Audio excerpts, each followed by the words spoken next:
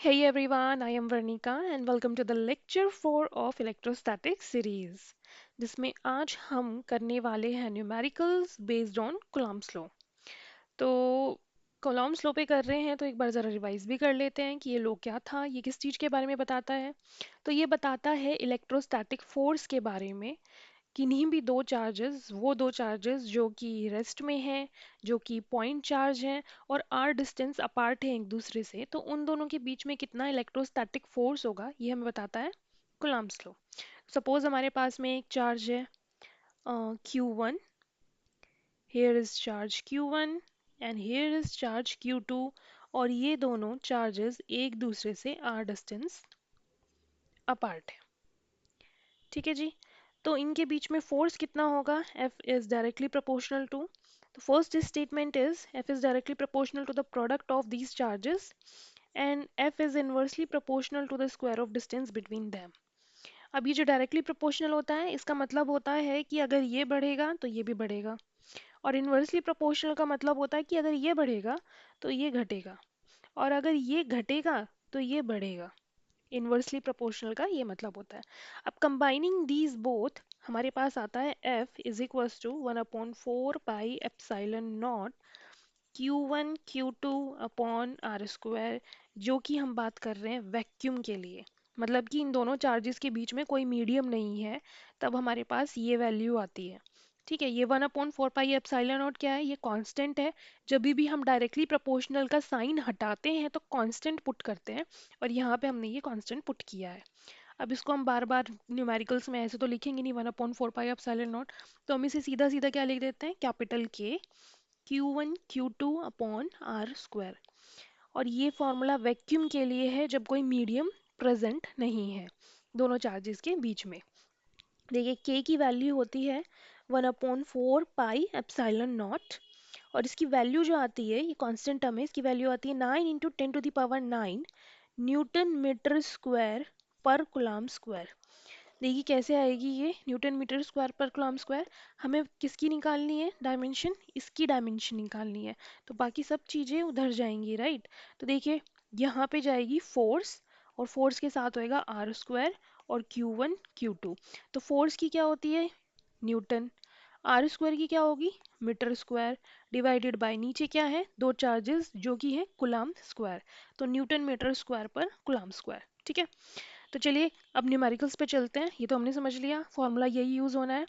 चलते हैं न्यूमेरिकल पे। तो हमारा फर्स्ट न्यूमेरिकल है टू आइडेंटिकल कंडक्टिंग बॉल। दो बिल्कुल एक जैसी कंडक्टिंग बॉल है ए और बी, हैविंग चार्जेस, दोनों के बीच में जो चार्जेस है, दोनों पे जो चार्ज प्रेजेंट है वो दिया हुआ है, एक पे नेगेटिव चार्ज है एक पे पॉजिटिव चार्ज है रिस्पेक्टिवली। ठीक है, मतलब कि दोनों के बीच में कैसी फोर्स होगी? अट्रैक्टिव फोर्स होगी। Then they both in contact, फिर उन दोनों को कॉन्टेक्ट में ले आए, and then separated by a distance d apart, और फिर दोनों को d डिस्टेंस अपार्ट कर दिया। Find the nature of the Coulomb's force between them. उनके बीच में अब कितना कूलम्ब फोर्स है वो हमें बताना है। तो देखिए सबसे पहले तो बना देते हैं हम एक कंडक्टिंग बॉल जिसका नाम है A, दूसरी कंडक्टिंग बॉल जिसका नाम है B। इसके ऊपर कितना चार्ज है वो लिख देते हैं। इसके ऊपर चार्ज है -3Q, इसके ऊपर चार्ज है प्लस के 5Q। तो दोनों के बीच में जो दोनों जिस भी डिस्टेंस से होंगे, दोनों एक दूसरे से दूर है, लिखा हुआ नहीं है कि कितना दूर है, पर इन दोनों के बीच में फिलहाल अट्रैक्टिव फोर्स होगी, क्योंकि इनके जो चार्जेस हैं वो अनलाइक चार्जेस हैं, तो इनके बीच में अभी जो फोर्स होगी वो अट्रैक्टिव फोर्स होगी। अब सेकंड स्टेप इन्होंने कहा है कि अब क्या करना है? They are both in contact. यहाँ तक का तो हमने कर दिया, लिख दिया। अब हमें क्या करना है? They are both in contact, इन दोनों को ज़रा कॉन्टैक्ट में लिया हो। तो हम ए को और बी को कांटेक्ट में ले आए, ए और बी। अब क्या होगा? जैसे ही हम इसको कांटेक्ट में लेके आएंगे ना, तो इनके चार्ज डिस्ट्रीब्यूट हो जाएंगे। अब चार्ज डिस्ट्रीब्यूट होंगे चूंकि ये एक आइडेंटिकल कंडक्टिंग बॉल है, तो दोनों में इक्वली चार्ज डिस्ट्रीब्यूट होगा। तो इनके बीच का फाइनल चार्ज कितना आएगा? देखिए एक तो चार्ज है 3Q और एक चार्ज है प्लस के 5Q। तो हमारे पास जो फाइनल चार्ज अभी आ रहा है कितना आ रहा है? 2Q। ठीक है, तो अब ये 2Q इन दोनों में डिस्ट्रीब्यूट होना है इक्वल इक्वल। तो कैसे होगा? इसके ऊपर भी आ जाएगा Q और इसके ऊपर भी आ जाएगा Q, और नेगेटिव पॉजिटिव में नहीं, दोनों पॉजिटिव पॉजिटिव में आ रहे हैं। ठीक है। अब क्या किया, इन दोनों को सेपरेट कर दिया डी डिस्टेंस अपार्ट। तो ए को इधर ले आए और बी को इधर ले आए, D distance apart. D distance की दूरी है दोनों के बीच में, this is A and this is B, और इनके बीच का जो चार्ज है वो है प्लस क्यू और प्लस क्यू। तो अब बताना है कि इनके बीच का जो फोर्स होगा वो कैसा नेचर का होगा। तो देखिए दोनों कैसे हैं, सिमिलर चार्जेस है, plus Q plus Q plus plus. ठीक है, तो दोनों सिमिलर चार्ज है तो कैसा फोर्स होगा, रिपल्सिव फोर्स होगा, रिपल्सिव फोर्स। और यही तो पूछा है हमसे कि नेचर ऑफ कूलम्ब फोर्स क्या होगा, तो रिपल्सिव फोर्स होगा। ठीक है, तो इजी सा क्वेश्चन था। नेक्स्ट क्वेश्चन पे चलते हैं। 5 point charges, each of charge plus q, are placed on 5 vertices of a regular hexagon of side L. ठीक है, find the resultant force on a charge minus q placed at the center of the hexagon. तो देखिए सबसे पहले तो इसमें hexagon का है बनाने के लिए, रेगुलर हेक्सागन है, हेक्सागन यानी कि जिसकी 6 साइड्स होती हैं, और रेगुलर है मतलब इक्वल इक्वल साइड्स है इसकी। तो पहले एक हेक्सागन बना लेते हैं हम। ये हमने बनाया एक हेक्सागन, और कोशिश की है कि इसकी साइड हम इक्वल इक्वल दिखाएं यहाँ पे। ओके, तो ये आपका क्या है, एक हेक्सागन है। और चूंकि इसके वर्टिसेस कितने हैं, 6 है, लेकिन इन्हें कहा है कि सिर्फ 5 वर्टिसेस पे चार्ज प्लेस्ड है। ठीक है, 5 point charges, each of charge plus Q R place on 5 vertices. तो 5 वर्टिसेस पे जरा चार्ज को प्लेस कर देते हैं, ब्लू से ही कर देते हैं। तो यहाँ पे हमने एक चार्ज प्लेस कर दिया प्लस क्यू, यहाँ पे हमने एक चार्ज प्लस क्यू, और यहाँ पे भी एक चार्ज प्लेस कर दिया प्लस क्यू, यहाँ पे भी प्लस क्यू, यहाँ पे भी प्लस क्यू। इस वाले को हमने छोड़ दिया, यहाँ पे कोई चार्ज नहीं है। ठीक है, अब इन्होंने क्या कहा है, साइड भी दी हुई है, सबकी साइड कितनी है, एल है, स्मॉल एल, स्मॉल एल सबकी साइड है। ठीक है, अब का सेंटर में एक चार्ज रखा हुआ है माइनस क्यू, और आपको रिजल्टेंट फोर्स बतानी है माइनस क्यू पे। तो सेंटर पे एक चार्ज दिखाते हैं, सपोज ये आपकी एक स्ट्रेट लाइन इन दोनों को ज्वाइन कर रही है, जो कि स्ट्रेट नहीं दिख रही, चलिए जैसी भी दिख रही है, और एक लाइन ये रही जो इन दोनों को ज्वाइन कर रही है, और इन दोनों पॉइंट को ज्वाइन कर रही है। तो यहाँ कहीं पे जो है सेंटर है, और यहाँ पे एक चार्ज रखा हुआ है माइनस क्यू। ठीक है जी, अब इन्होंने कहा है कि बताओ कि इस माइनस क्यू चार्ज पे कितना फोर्स लगेगा, रिजल्टेंट फोर्स लगेगा। ठीक है, तो ये हमें निकालना है। तो देखिए स्टार्ट करते हैं, पहले यहाँ से स्टार्ट करते हैं। ठीक है, अब देखिए ये प्लस क्यू है और ये माइनस क्यू है। ठीक है, this is plus Q, this is minus Q, तो दोनों के बीच में कैसा फोर्स होगा, अट्रैक्टिव फोर्स होगा। ठीक है, तो ये जो माइनस है ये किधर को फोर्स लगाएगा, इस साइड पे। फोर्स हमें किस पे निकालनी है, इस पे निकालनी है, माइनस क्यू पे निकालनी है। तो अगर मैं इस साइड की बात करूं, तो यहाँ से मेरे पास फोर्स लगेगा इधर की तरफ। ठीक है, कितना फोर्स लगेगा, सपोज एफ फोर्स लग रहा है। अब अगर मैं बात करूं यहाँ की, इस पॉइंट की, तो यहाँ पे भी फोर्स लगेगा, और किस तरफ लगेगा, इसी डायरेक्शन में लगेगा, क्योंकि माइनस है तो माइनस किधर की तरफ जाएगा, प्लस की तरफ जाएगा। हमें माइनस वाले पर फोर्स निकालनी है। ठीक है, तो माइनस वाला किधर की तरफ जाएगा, प्लस की तरफ। अब देखा जाए तो ये दोनों जो फोर्स होंगे ये इक्वल फोर्स होंगे, राइट। क्यों होंगे इक्वल फोर्स, क्योंकि मैग्नीट्यूड तो सेम है चार्जेस का, यहाँ पे भी प्लस क्यू है, यहाँ पे भी प्लस क्यू है, और चूंकि एक रेगुलर हेक्सागन है, तो ये वाली डिस्टेंस और ये वाली डिस्टेंस भी क्या होगी, इक्वल होगी। अगर डिस्टेंस इक्वल है तो फॉर्मूला क्या है, F is equal to K Q1 Q2 upon r square. Q1 Q2 की वैल्यू सेम है, आर स्क्वायर सेम है, मतलब दोनों के बीच का डिस्टेंस सेम है। तो ये वाली फोर्स और ये वाली फोर्स क्या होगी, इक्वल होगी, लेकिन अपोजिट होगी, राइट। अपोजिट डायरेक्शन में है, ये इधर है ये इधर है, तो ये दोनों फोर्स एक दूसरे से क्या हो जाएंगी, कैंसल हो जाएंगी। ठीक है, फिर बात करते हैं इधर, इस जगह पे, ये वाला पॉइंट, अब इस जगह पे फोर्स लगाएगा वो उसकी डायरेक्शन भी होगी इधर। सिमिलरली ये वाला इधर लगाएगा। अब ये भी क्या होंगे, इक्वल होंगे, और अपोजिट भी है, तो ये भी कैंसिल हो जाएगा। अब दूसरी बात करते हैं यहाँ पे। ठीक है, अब मैं इधर की बात कर रही हूँ, तो यहाँ पे फोर्स इस साइड लगेगी। ठीक है, और यहाँ पे तो फोर्स लगेगी ही नहीं क्योंकि इधर कोई चार्ज प्रेजेंट नहीं है, यहाँ पे कोई चार्ज प्रेजेंट ही नहीं है, तो यहाँ पे तो कोई फोर्स लगेगी ही नहीं। तो फोर्स कौन सी लगेगी, ये वाली। देखिए ये वाली फोर्स इस वाली फोर्स से कैंसिल हो गई, ये वाली फोर्स इस वाली फोर्स से कैंसिल हो गई, बची सिर्फ ये वाली फोर्स। तो हमें ये वाली फोर्स निकालनी है। ठीक है, तो इस वाली फोर्स के लिए मैं ज़रा एक छोटा सा डायग्राम यहाँ बना रही हूँ। तो इसमें दिया हुआ है ये है एक प्लस क्यू चार्ज और ये है एक माइनस क्यू चार्ज, और दोनों के बीच में एक डिस्टेंस है जिसे हमने एल बोल दिया है, क्योंकि एक रेगुलर हेक्सागन है ना। तो रेगुलर हेक्सागन है तो दोनों सबकी जो साइड्स हैं वो क्या होंगी, एल होंगी, और अंदर की भी जो साइड्स है वो भी क्या होंगी, एल होंगी। ठीक है, ये क्या बनाता है, इक्विलेटरल ट्राइंगल बना रहा है, 6 इक्विलेटरल ट्राइंगल। ठीक है, और ये सबकी सब साइड्स क्या होती हैं, एल होती हैं, मतलब सेम होंगी, राइट। तो इन दोनों के बीच का जो डिस्टेंस है वो कितना हो गया, एल। अब मुझे ये इलेक्ट्रोस्टैटिक फोर्स निकालनी है, फाइनली यही पूछा गया है मुझसे कि रिजल्टेंट फोर्स कितनी है। रिजल्ट तो यही बचा ना, क्योंकि ये वाली इससे कैंसिल हो गई, ये वाली इससे कैंसिल हो गई, यहाँ कोई फोर्स प्रेजेंट ही नहीं थी, तो बची ये वाली फोर्स। तो यही वाली फोर्स हमें कैलकुलेट करनी है यहाँ पे। ठीक है, तो ये हो जाएगी मेरी F is equals to, constant term को मैंने लिख दिया K। ठीक है, दोनों चार्जेस का हम प्रोडक्ट करेंगे, तो ये हो गया क्यू स्क्वायर, दोनों सेम है। ठीक है, इन डिवाइडेड बाय जो इनके बीच का डिस्टेंस है उसका स्क्वायर, यानी कि एल स्क्वायर। तो ये मेरा आ गया final resultant force. I hope इसमें कोई दिक्कत नहीं हुई होगी। ठीक है, दोनों का हमने मल्टीप्लाई किया, एल स्क्वायर लिखा, और ये हमारा फाइनल आंसर आ गया। ठीक है, दोनों के बीच में कैसी फोर्स है, अट्रैक्टिव फोर्स है, क्योंकि एक पॉजिटिव है और एक नेगेटिव है। तो जब एक पॉजिटिव एक नेगेटिव होता है तो कैसी फोर्स होती है, अट्रैक्टिव फोर्स होती है। अगर क्वेश्चन में लिखा होता कि नेचर भी बताओ तो नेचर भी अट्रैक्टिव फोर्स है, क्योंकि नेट फोर्स सिर्फ और सिर्फ इस वाली साइड पे लग रही है। ठीक है, आई होप इसमें कोई प्रॉब्लम नहीं होगी, और अगर आपको कोई भी प्रॉब्लम हो, कोई इश्यू हो, तो आप कमेंट करके मुझसे पूछ सकते हैं। ठीक है, आई विल रिप्लाई। चलिए चलते हैं नेक्स्ट क्वेश्चन पे। नेक्स्ट क्वेश्चन है, 2 point charges of +2 microcoulomb and 6 microcoulomb repel each other with a force of 12 Newton. तो हमारे पास 2 पॉइंट चार्जेस दिए हुए हैं, +2 कुलाम, माइक्रोकुलाम एंड 6 माइक्रोकुलाम। तो जब भी ये माइक्रोकुलाम दिया होता है हमें इसे चेंज करना होता है। तो पहले तो ज़रा 2 पॉइंट चार्जेस बना दो, एक यहाँ पे है, एक यहाँ पे है, दोनों के बीच में कुछ ना कुछ डिस्टेंस होगा। ठीक है, ये वाला जो है हमारा चार्ज, इसको बोला है +2 microcoulomb.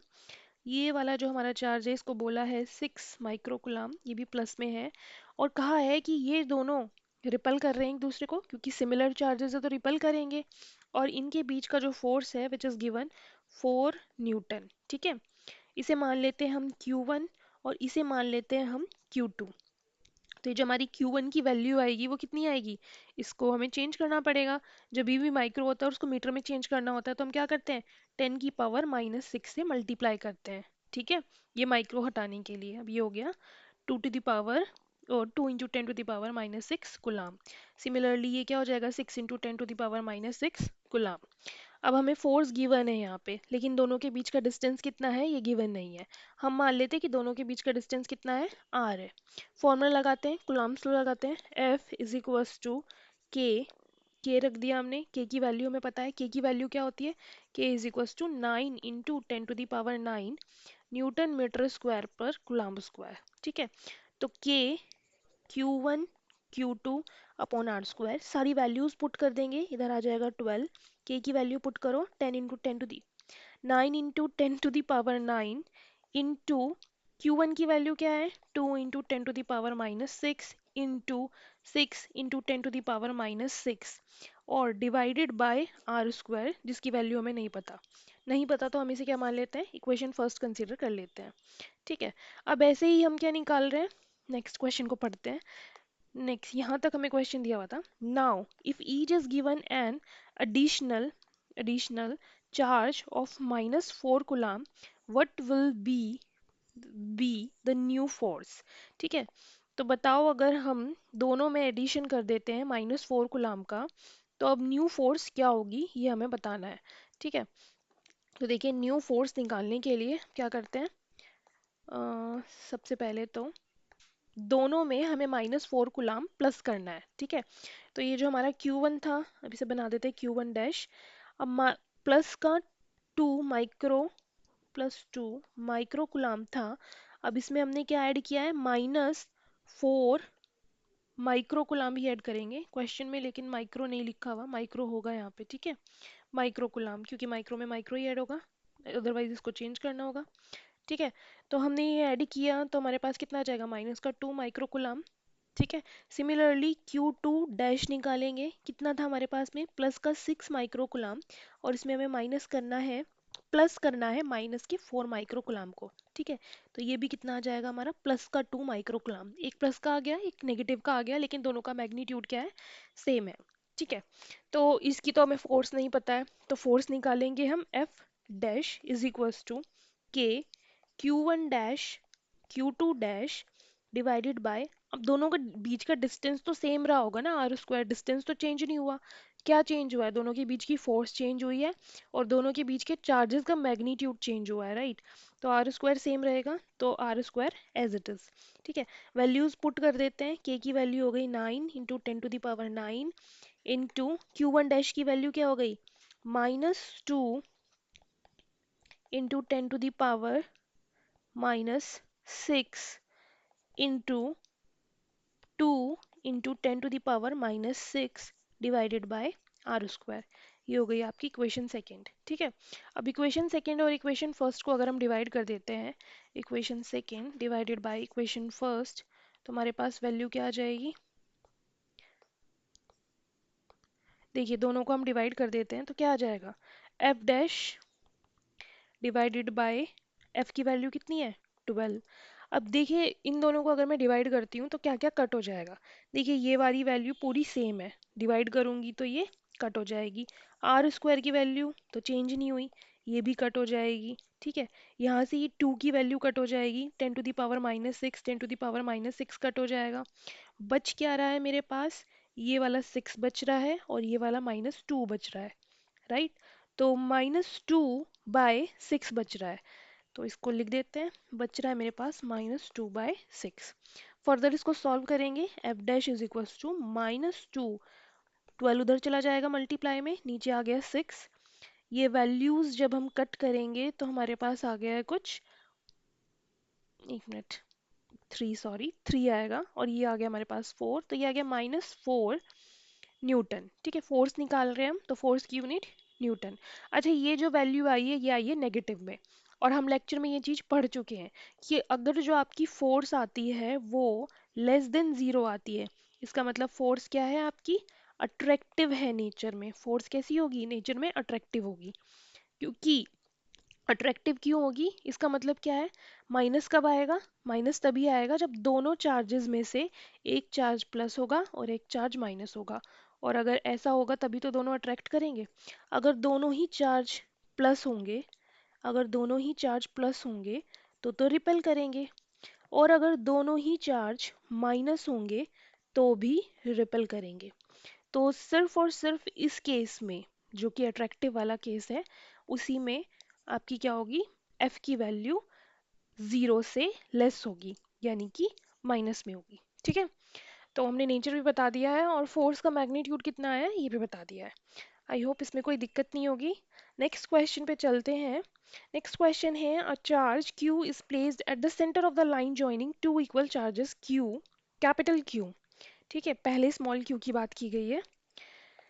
Show that the system of three charges will be in the equilibrium if Q is equals to minus capital Q by 4। तो देखिए जब भी शो करने वाली बात आती है, प्रूफ करना है आपको, तो जैसा जैसा क्वेश्चन में लिखा है स्टेप बाय स्टेप वैसा करते जाइए। तो फर्स्ट लाइन पढ़िए क्या लिखा है, a charge small q is placed at the center of the line joining two equal charges q, capital Q, यानी कि दो चार्जेस है हमारे पास, इक्वल चार्जेस Q Q, और इन दोनों को जो लाइन ज्वाइन कर रही है, इन दोनों को जो लाइन ज्वाइन कर रही है उसके मिड में, उसके सेंटर में एक चार्ज रखा है स्मॉल q। देखिए फर्स्ट लाइन का मतलब यही तो है, a charge small q is placed at the centre of the line joining two equal charges capital Q. ठीक है, अब नेक्स्ट क्या बोल रहे हैं ये, show that the system of three charges, ये जो तीन सिस्टम बन गया है चार्जेस का, विल बी इन इक्विलिब्रियम, बताना है कि ये तीनों क्या है, इक्विलिब्रियम में। तो देखिए इक्विलिब्रियम की कंडीशन क्या होती है, पहले तो हमें ये पता होना चाहिए। इक्विलिब्रियम की कंडीशन होती है कि नेट फोर्स जो होती है वो जीरो होनी चाहिए। तो यानी कि तीनों ही चार्जेस पे अगर नेट फोर्स जीरो लग रही है, तो इसका मतलब हमारा जो सिस्टम है तीनों चार्जेस का, वो इक्विलिब्रियम में। ठीक है, तो सबसे पहले तो हम मान लेते हैं कि इनके बीच का जो डिस्टेंस है वो कितना हो गया, स्मॉल आर हो गया। अब चूंकि ये सेंटर पे रखा हुआ है, तो ये कितना हो जाएगा आपका r/2। सिमिलरली ये भी क्या हो जाएगा, r/2। ठीक है, अब देखिए हम बात करते हैं सबसे पहले स्मॉल क्यू की। ठीक है, small Q, suppose small Q कैसा है आपका, पॉजिटिव है, दिया हुआ तो है नहीं कि पॉजिटिव है कि नेगेटिव है। ठीक है, और ये तो आपके क्या है, प्लस क्यू, सपोज ये भी क्या है, पॉजिटिव पॉजिटिव ही है ना। तो अगर ये पॉजिटिव है, तो देखिए इस चार्ज पे, इस चार्ज की वजह से और इस चार्ज की वजह से जो नेट फोर्स लग रही है वो हमें बतानी कितनी है। अगर वो जीरो है तो इसका मतलब ये क्या है, इक्विलिब्रियम में है। तो हमने मान लिया कि चलो प्लस क्यू चार्जेस तो पॉजिटिव ही है, और माइनस क्यू को भी हमने क्या मान लिया कि ये भी पॉजिटिव है।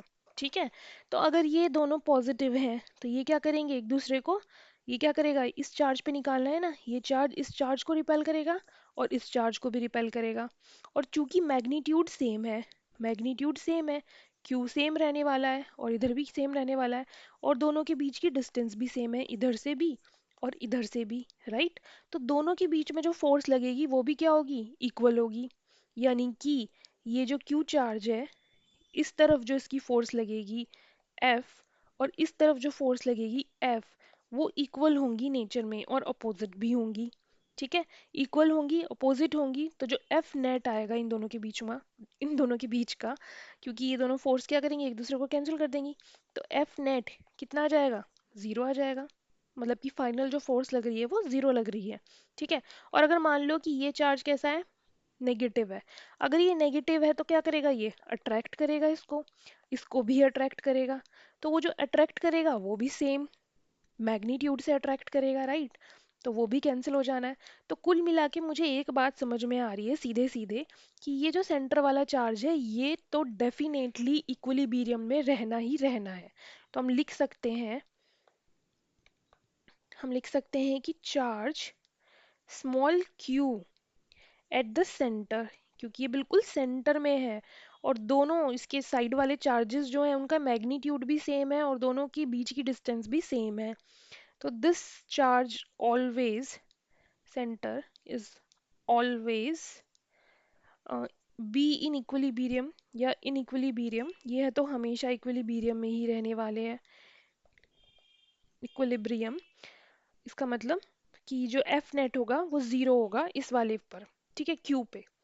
अब हम इनमें से किसी एक का निकाल देते हैं, मतलब अगर मैं इसका निकालूंगी तो ये तो सेम ही है क्योंकि मैग्नीट्यूड में, यानी कि इसके ऊपर अगर मैं फोर्स निकालती हूँ इसकी वजह से और इसकी वजह से, तो इस वाले पे जो फोर्स होएगी plus Q, sorry small Q और कैपिटल क्यू की वजह से वो भी सेम होगी। ठीक है, क्योंकि ये दोनों मैग्नीट्यूड में इक्वल है। ऑल राइट, तो चलिए हम सबसे पहले बात करते हैं, हम इसकी बात करते हैं, इस वाले क्यू की। अब देखिए इस वाले क्यू पे फोर्स जो लग रही है, एक तो ये वाली फोर्स लग रही होगी, ये लगा रहा होगा फोर्स, ठीक है, ये जो फोर्स लगा रहा होगा और एक फोर्स लगा रहा होगा ये, करेक्ट। हमने मान लिया कि ये सब के सब क्या है, पॉजिटिव है। ऑल राइट, तो अब ये जो दोनों फोर्स लग रही है, इस फोर्स में जो डिस्टेंस है वो कितनी है, r/2। और ये वाला जो फोर्स लगा रहा होगा वो किस डिस्टेंस से लगा रहा होगा, r डिस्टेंस से। अच्छा एक बात जो ध्यान रखने वाली वो ये है कि क्या मैटर करता है कि जो पास में होगा चार्ज उसकी फोर्स ज़्यादा होगी, और जो दूर में होगा चार्ज उसकी फोर्स कम होगी। क्यों, क्योंकि कुलाम्स लॉ क्या कहता है, F is inversely proportional to r square, यानी कि अगर R की वैल्यू बढ़ेगी तो F क्या होगा, कम होगा। तो यहाँ पे R की वैल्यू बढ़ रही है, तो इलेक्ट्रोस्टैटिक फोर्स जो इस पॉइंट के लिए इस पॉइंट पे है वो क्या होगा, कम होगा इन कंपेयर टू ये स्मॉल क्यू के लिए, क्योंकि स्मॉल क्यू पास है इसके। ठीक है, तो हम मान लेते हैं चार्ज कैपिटल क्यू के लिए निकाल रहे हैं हम, तो charge capital Q to be in equilibrium, इसको इक्विलिब्रियम में होने के लिए टू बी इन इक्विलिब्रियम क्या होना चाहिए, एफ नेट ज़ीरो होना चाहिए। मतलब कि जो दोनों फोर्सेस लग रही है वो ज़ीरो होनी चाहिए। और दोनों फोर्स ज़ीरो होनी चाहिए तो दोनों फोर्स निकाल देते हैं। तो सबसे पहले हम क्या करेंगे, बड़े वाली फोर्स निकालेंगे, राइट। दोनों फोर्स को प्लस करके ज़ीरो के इक्वल रखेंगे। तो सबसे पहले प्लस क्यू से जो इसकी फोर्स बनती है वो निकालते हैं। तो देखिए क्या होगी, एफ की वैल्यू किसके लिए निकाल रहे हैं हम, इन दोनों के बीच की फोर्स निकाल रहे हैं, ठीक है। तो एक हमारा चार्ज है क्यू और एक है हमारा स्मॉल क्यू और दोनों के बीच का डिस्टेंस है r/2। तो देखिए फोर्स कितनी होगी, कूलम्ब्स लॉ लगा रहे हैं हम, के क्यू क्यू r/2 का स्क्वायर, यही होगी कूलम्ब्स लॉ के अकॉर्डिंग, दोनों के बीच के डिस्टेंस का स्क्वायर और दोनों के बीच का प्रोडक्ट, ठीक है। अब निकालेंगे हम इसकी और इसके बीच की, ठीक है। दोनों का मैग्नीट्यूड क्या है, प्लस क्यू, दोनों का मैग्नीट्यूड क्या है, दोनों का मैग्नीट्यूड क्या है, प्लस क्यू और दोनों के बीच का डिस्टेंस कितना है, आर, ठीक है। तो plus K Q Q divided by r square, ठीक है। देखिए मैंने कूलम्ब्स लॉ कैसे लगाया है, आई होप समझ में आ गया होगा। अब इन दोनों को ज़रा सॉल्व करते हैं। तो देखिए सॉल्व करेंगे तो ये क्या है, r/2 की पावर 2, तो कितना हो जाएगा, r की पावर 4 और 4 क्या होगा, ऊपर चला जाएगा। तो ये आ जाएगा 4 k Q Q divided by r square. ऐसे ये क्या आ जाएगा, इसको मैं इधर भेज दूँ इज इक्वल टू से उधर, ठीक है। तो अगर मैं इसे इज इक्वल टू से उधर भेजती हूँ तो ये माइनस में हो जाएगा, ये हो गया K Q Q by r square. अब देखिए आर स्क्वायर से आर स्क्वायर गया, के से के से के गया और कैपिटल क्यू से कैपिटल क्यू गया। तो बचा क्या है, बचा है 4q is equals to minus capital Q. तो यहाँ से मैं q की वैल्यू निकाल देती हूँ विच इज़ -q/4, और यही तो हमें शो करना था, राइट। यही तो शो करना था हमें क्वेश्चन के अकॉर्डिंग, कि अगर ये वैल्यू आ गई तो इसका मतलब तीनों चार्जेस क्या है, इक्विलिब्रियम में है, ठीक है। तो I hope everything is fine. Next question पे चलते हैं। तो नेक्स्ट क्वेश्चन है, two equal positive charges each of 2 microcoulomb interact with third positive charge of 3 microcoulomb. दो चार्जेस हैं, 2 कुलाम, टू माइक्रोकुलाम, और दोनों ही चार्जेस इंटरेक्ट कर रहे हैं with the third positive charges which is 3 microcoulomb situated as shown in figure. तो calculate the magnitude and direction of the force on the 3 microcoulomb. हमें बताना है 3 माइक्रोकुलाम पे कितना चार्ज लग रहा है, वो कितना मैग्नीट्यूड और डायरेक्शन है फोर्स का। तो देखिए ये निकालते हैं हम, सबसे पहले इसको मान लेते हैं हम अ, तो सबसे पहले इसे हम मान लेते हैं ये Q1 चार्ज है, और इसे हम मान लेते हैं कि ये Q2 चार्ज है, और इसे हम मान लेते हैं कि ये Q3 चार्ज है, ठीक है।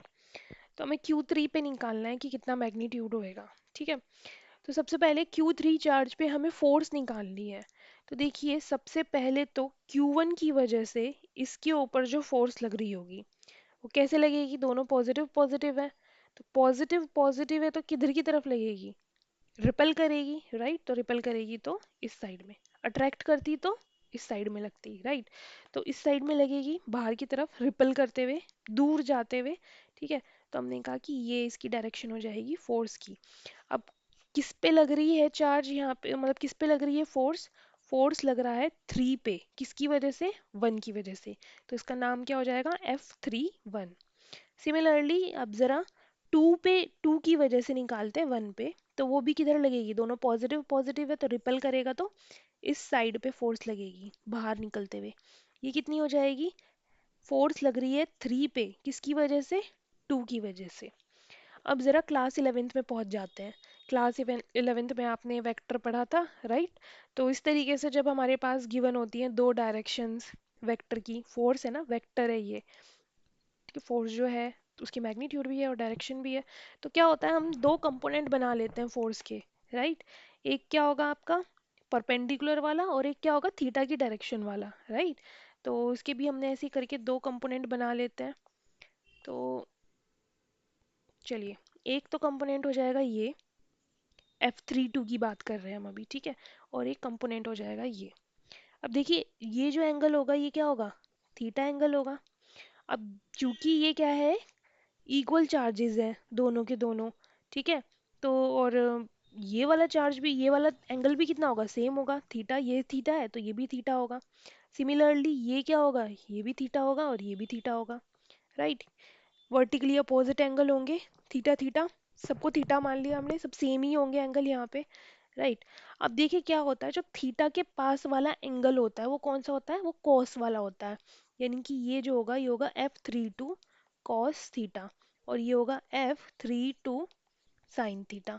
सिमिलरली अब इधर वाले के कंपोनेंट बना लो, तो एक तो इसका कंपोनेंट हो जाएगा ये हॉरिजॉन्टल कंपोनेंट, और एक होगा कंपोनेंट ये वर्टिकल कंपोनेंट। जो हॉरिजॉन्टल कंपोनेंट होगा वो F31 कॉस थीटा, और ये वर्टिकल कंपोनेंट होगा F31 साइन थीटा। अब जब हम ये फोर्स की वैल्यू कैलकुलेट करेंगे, क्लास 11th में है हम अभी, ये वेक्टर वगैरह ये सब पढ़ चुके हैं आप, राइट। अभी जब हम फोर्स की वैल्यू फाइंड आउट करेंगे तो हमारे पास क्या आएगा, देखिए ये वाला भी मैग्नीट्यूड सेम है, साइन भी सेम है, ठीक है, मैग्नीट्यूड डायरेक्शन, मैग्नीट्यूड ये भी 2 कूलम्ब है, 2 माइक्रो कूलम्ब, और ये भी 2 माइक्रो कूलम्ब है, और इनके बीच की जो डिस्टेंस है वो भी क्या होगी, सेम होगी, एंगल सेम है, ठीक है। डिस्टेंस हम निकाल सकते हैं, ये एक 90 डिग्री का एंगल बन रहा होगा यहाँ पे, ये 4 मीटर हमें गिवन है, ये 3 मीटर हमें गिवन है। ये वाली डिस्टेंस हम आराम से निकाल सकते हैं, जितनी ये डिस्टेंस होगी उतनी ये डिस्टेंस होगी। तो डिस्टेंस निकाल लेते हैं सबसे पहले तो। सपोज इसकी वैल्यू कितनी है, एल स्क्वायर है, ठीक, एल है, ठीक है। तो L square is equal to कितना हो जाएगा, 3 square plus 4 square, Pythagoras theorem लगाओगे आप तो कितना आ जाएगा, 9 प्लस 4 स्क्वायर 16, 9 प्लस 16 यानी कि 25, तो कितना आ गया, 5 आ गया, ठीक है। ये वाली वैल्यू कितनी आ जाएगी, 5 मीटर आ जाएगी, क्योंकि ये 3 मीटर है, ये 4 मीटर है, ये 90 डिग्री का एंगल बन रहा है, यहाँ पे हमने पाइथागोरस थ्योरम लगाई है, तो ये कितना आ गया, 5 मीटर आ गया।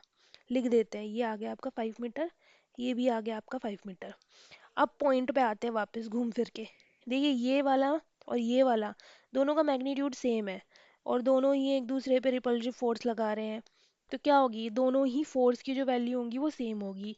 यानी कि F F 31 is equals to F32, दोनों की वैल्यू सेम होगी, और एंगल भी सेम है, थीटा थीटा का एंगल, यानी कि साइन थीटा की वैल्यू जो भी आएगी, थीटा जो भी आएगा हमारे पास में, पहले तो थीटा ही निकाल लेते हैं, ठीक है। तो क्या वैल्यू कैसे निकालते थे हम, ऐसे कुछ करके निकालते थे, राइट। तो ये हमारी कुछ ट्रिक हुआ करती थी, इसमें हम वैल्यूज रखा करते थे, साइन कॉस टेन, ठीक है, कॉस एक्स सेक, और ये आपका कॉट, ठीक है। तो हमें वैल्यू निकालनी है किसकी, कॉस थीटा की, क्योंकि देखो साइन थीटा की वैल्यू नहीं निकालेंगे, ये और ये दोनों सेम होगा, ठीक है। जो साइन थीटा की वैल्यू आएगी वही साइन थीटा की वैल्यू, और F32 और F31 की वैल्यू इक्वल है, तो ये तो हमारी कैंसिल हो जानी है, और ये हमारी ऐड हो जाएंगी F32, ठीक है, और F31, दोनों कंपोनेंट हमारे ऐड हो जाएंगे। तो हमें निकालनी है वैल्यू कॉस थीटा की, क्योंकि आगे हमें यूज होएगा इसका, ठीक है। तो कॉस थीटा कितना होता है, बेस अपॉन हाइपोटेनियस, ठीक है। अब आ जाओ इधर पे, और बेस कितना है आपका, ये रहा, और हाइपोटेनियस कितना है आपका, ये रहा, तो कितना आ गया, 4/5। तो यहाँ से हमारे पास कॉस थीटा की वैल्यू भी आ गई, यहाँ से हमारे पास कॉस थीटा की वैल्यू भी आ गई, विच इज़ 4/5, हमने पहले ही निकाल दी, ठीक है, क्योंकि आगे हमें क्वेश्चन में इसकी ज़रूरत पड़ेगी। अब हमें एक चीज़ पता है कि F31 और F32 की वैल्यू इक्वल होगी, मतलब मैग्नीट्यूड ऑफ फोर्स इक्वल होगा, ठीक है। तो जरा वैल्यू निकालते हैं इसकी, कितनी होगी, F31 F32 की वैल्यू इक्वल ही होगी, तो F31 की वैल्यू निकाल लेते हैं, खाली F31 की वैल्यू निकाल लेते हैं, तो होगी K Q1 F31, ठीक है, ये लग रहा है देखो 31, दिस इज 31, इस पे और इस पे, ठीक है। तो इन दोनों की वैल्यू जरा निकालते हैं, तो कितना आएगा, Q1 और Q3, और इन दोनों के बीच का जो डिस्टेंस है उसे मान लेती हूँ मैं L, ठीक है, L की वैल्यू है ये 5 मीटर, L स्क्वायर, ठीक है। तो वैल्यू कितनी आ जाएगी, K की वैल्यू 9 × 10⁻⁹, Q1 की वैल्यू कितनी है, 2 × 10⁻⁻⁶, Q3 की वैल्यू कितनी है, Q3 की वैल्यू है 3 × 10⁻⁻⁶, L स्क्वायर की वैल्यू कितनी है, 5 का स्क्वायर यानी कि 25, ठीक है। तो ये मेरी कुछ वैल्यू आ जाएगी, इसको सॉल्व कर देते हैं। सॉल्व करेंगे, 9 9 2 जा 18, 18 3 जा 54, तो ये मेरा आ गया 54 और नीचे मेरा आ गया 25। 10 की वैल्यू सॉल्व करेंगे। 10⁻⁻6, 10⁻⁻6 -12, और ये 10⁻9 प्लस के 9, तो ये कुछ मेरी -3 आ जाएगी। ठीक है, ये मेरी वैल्यू आ गई 531 की। अब निकालना क्या है, मुझे F3 की वैल्यू निकालनी है। F3 की जो वैल्यू है वो बन रही थी एक तो इससे और एक इससे, ये तो कैंसिल हो गया। दूसरी बन रही इन दोनों को ऐड ऑन करके, ये दोनों ऐड हो जाएंगी क्योंकि एक ही डायरेक्शन में। ठीक है, तो मैं F3 की वैल्यू निकाल रही हूँ, और F3 की मेरी वैल्यू क्या आ जाएगी, F31 cos theta plus F32 cos theta. F31 F32 की वैल्यू तो सेम ही है, राइट, इन दोनों की वैल्यू सेम है, तो मैं इसको सीधे सीधे लिख सकती हूँ F31 cos थीटा। ठीक है, 2, F31 की वैल्यू कितनी है, 54 divided by 25 into 10⁻⁻3। cos theta की वैल्यू मैंने अभी अभी निकाली कितनी, 4/5। तो फाइनली इसे हम सॉल्व कर देंगे, इसे तो सॉल्व कर सकते हैं इजीली, राइट, और जो भी आपका आंसर आएगा न्यूटन में आपका आंसर आएगा, क्योंकि आपने F3 की वैल्यू निकालनी है, फोर्स की वैल्यू। तो this is your homework, solve कीजिए इसको, एंड आई होप इसमें कोई प्रॉब्लम नहीं हुई होगी। एक और बार अगर रिवाइज कराते थे कि क्या हुआ है, हमें निकालना था यहाँ पे फोर्स। ठीक है, इस पॉइंट पे हमें कैलकुलेट करना था magnitude and direction of force. तो चूंकि ये भी एक पॉजिटिव है चार्ज, ये भी पॉजिटिव चार्ज है, और ये भी पॉजिटिव चार्ज है, तो ये क्या करेंगे, एक दूसरे को रिपेल करेंगे। तो इस चार्ज की वजह से 3 कूलम्ब वाले चार्ज पे Q1 की वजह से Q2 पे जो फोर्स लग रहा है वो बाहर की डायरेक्शन में लगेगा। सिमिलरली यहाँ पे भी वही लगेगा, और चूंकि दोनों का मैग्नीट्यूड सेम है तो दोनों फोर्स का भी मैग्नीट्यूड क्या आएगा, सेम ही आएगा। अब चूंकि एक डायरेक्शन ए रही, एक डायरेक्शन ए रही, ऐसे तो हम निकाल नहीं सकते, तो हम क्या करेंगे, इनके कंपोनेंट डिवाइड कर देंगे। तो एक हमारा होगा वर्टिकल कंपोनेंट, एक हमारा होगा हॉरिजॉन्टल कंपोनेंट। F32 की बात कर रहे हैं हम, तो ये क्या होगा हमारा वर्टिकल कंपोनेंट, ये हो गया हमारा हॉरिजॉन्टल कंपोनेंट। जो थीटा के पास वाला होता है वो होता है हमारा कॉस थीटा, और दूसरा होता है हमारा साइन थीटा। सिमिलरली ऐसे ही हम नीचे निकाल देंगे F31 कॉस थीटा और F31 साइन थीटा। अब ये जो दोनों हैं ये दोनों इक्वल हैं और ऑपोजिट है डायरेक्शन में, तो ये कैंसिल आउट कर देंगे एक दूसरे को, और ये दोनों ऐड ऑन हो जाएंगे। तो मैं फाइनली F3 की वैल्यू निकालने के लिए इन दोनों को प्लस करना पड़ेगा, और वही हमने किया है। ठीक है, तो F31 cos theta, F32 cos theta चाहिए था हमें, और दोनों की वैल्यू चूंकि सेम है और दोनों को हम क्या लिख सकते हैं, 2F31 cos थीटा लिख सकते हैं। तो पहले हमने F31 की वैल्यू निकाल दी और cos थीटा की वैल्यू अलग से निकाल दी, यहाँ पे वैल्यू पुट कर देंगे, आंसर निकाल देंगे। आई होप आप कर लोगे इसको, और जो भी प्रॉब्लम हो आप मुझे कमेंट में बता सकते हैं। एंड ठीक है, फिर आज के लिए इतना ही, मिलते हैं नेक्स्ट लेक्चर में। Thanks for watching, bye bye.